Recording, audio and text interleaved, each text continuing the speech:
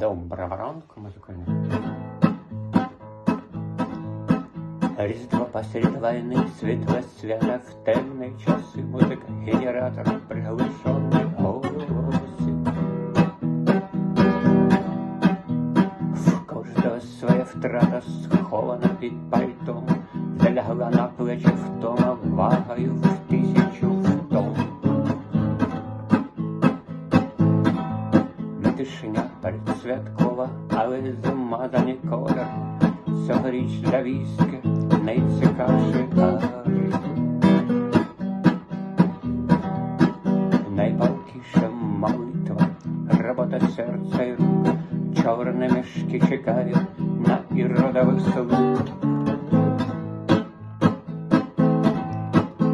Світла ощадлива, очі горять, замість розвісяних вогнів. Вже народився той, хто смертю смерть поправ, тут поміж нами прозоре постаті, до яких кидаєшся, обійнає, а вони тануть, як сніг.